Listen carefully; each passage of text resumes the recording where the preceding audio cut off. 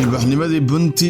ay boqoradii faraacinadu ula baxeen dhulkii alle ayaa ahayd ilbaxnimo aan la aqoonin si faraacintu ahaayeen kuwii u horeeyay ee la macaamila iyadoo intaas dabadeed noqotay mid muhiimad gaar ah u leh faraacinta Masar ilaa markii ay arkeen nimcada waxyaalaha qaaliga ah ee laga helo dhulkan iyo dad kale shabakadaha ganacsi ee ballaaran ay ula baxeen dhulkii alle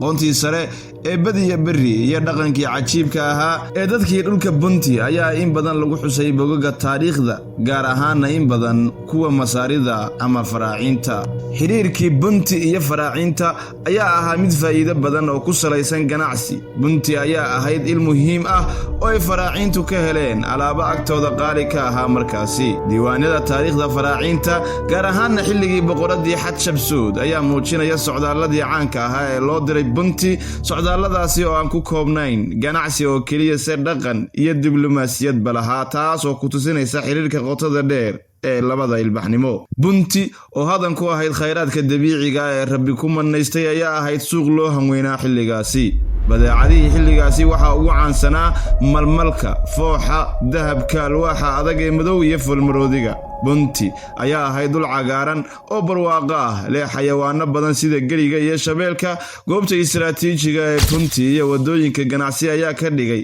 meel muhiim u ah ilbaxnimo kastoo jirtay xilligaasi ilbaxnimadaasi muhiimadda iyo taariikhda faca weyn lahayd ayaa lagu tilmaamaa inay dhacday meel ka mid ah dhulka maanta loo yaqaan Puntland Somaliland Djibouti ilaa Eritrea halka taariikhyahanadu u badiyeen dhulka xeebaha ee Puntland iyo Somaliland iyagoo cuskanaya dahabka fooxa malmalka iyo raadadka kale ee dhulkan ka soocaya Djibouti iyo Eritrea bunti oo la sheegay inay tahay hooyada ilbaxnimada faraacinta ayaan la ogeyn burburkeedii iyo sidii ay ku burburtay iyadoo aan xitaa la helin raadidkii burburkeeda ka bacdi waqtiga saxda ah ay bilaabatay ilbaxnimadii bunti oo ahaa mid aan loogeyn awgeed haddii aan ka soo tirino markii ugu horeysay ee la macaamileen faraacinta ilbaxnimadii bunti ayaa jirtay 4524 sano ka hor hadda taasi oo ka dhigan inay ahayd markii ay faraacintu tageen dhulkii bunti 2500 sano ka hor dhalashadii nabiyullaahi ciise calayhi salaam taariikhda lumidii ilbaxnimadii bunti oo aan la hubin waxa la qiyaasaa markii ugu dambeysay ee buugaagta faraacinadu qoraan inay ahayd